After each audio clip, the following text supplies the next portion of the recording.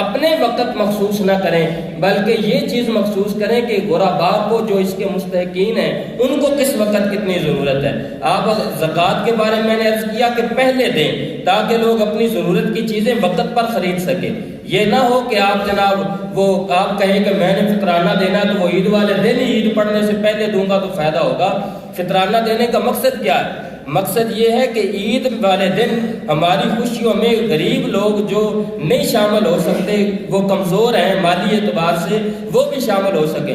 آپ دے ہی ان کو عید والے دن رہے، اگر کسی نے کپڑے خریدنے ہیں تو کیسے خریدے گا؟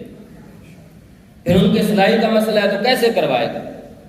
تو آپ صرف اپنے اوقات مخصوص نہ کریں، بلکہ یہ دیکھیں کہ جو اس کا مستحق ہے اس کو کس وقت ضرورت ہے اور کیسے اس کی ضرورت پوری ہو سکتی ہے، ان چیزوں کو دیکھیں۔ ساتھ ہی ساتھ فطرانہ دیتے وقت صرف یہی نہ دیکھیں، میں یہ بات ہر سال عرض کیا کرتا ہوں کہ جب ہم فطرانہ دیتے ہیں، قربانی آئے نا، قربانی والے دن ہم لوگ بڑھ چڑھ کر اپنی طاقت کے مطابق جانور اللہ کی بارگاہ میں قربان کرتے ہیں، اور یہ بڑی اچھی بات ہے، کرتے ہیں ہم، اور زیادہ سے زیادہ کرنے کی کوشش کرتے ہیں۔ کوئی اونٹ ذبح کر رہا ہے تو کوئی بکرا ذبح کر رہا ہے تو کوئی گائے ذبح کر رہا ہے، پوری کی پوری اس طریقے ہوتا ہے نا۔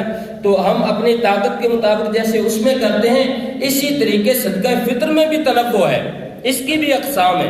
صرف اور صرف آپ گندم پر ہی نہ رہیں، بلکہ آپ گندم کے اعتبار سے بھی صدقہ فطر ادا کریں، کھجور کے اعتبار سے بھی کریں، جو کے اعتبار سے بھی کریں، آپ اس کو پنیر کے حساب سے بھی کریں، آپ منقع کے اعتبار سے بھی کریں، جتنی چیز، اور اس کے مختلف اس کی ایک فہرست ہے، کس کے اعتبار سے کتنا بنتا ہے وہ صدقہ فطر۔ اور آج کل تو بڑا ایک آسان سا دور ہے، وہ سوشل میڈیا کے حوالے سے ہر کسی کے موبائل کے اندر وہ میسج کے طور پر آ جاتی ہے کہ اس اعتبار سے اتنا صدقہ فطر بنتا ہے، اتنا۔ تو جتنی کسی کو اللہ تعالیٰ نے طاقت دی ہے، بڑھ چڑھ کر اس اعتبار سے آپ اللہ کی بارگاہ میں صدقہ فطر ادا کریں، تاکہ غرباء کا زیادہ سے زیادہ بھلا ہو اور زیادہ سے زیادہ بہتر طریقے سے وہ اپنی ضروریات کو پورا کر سکیں۔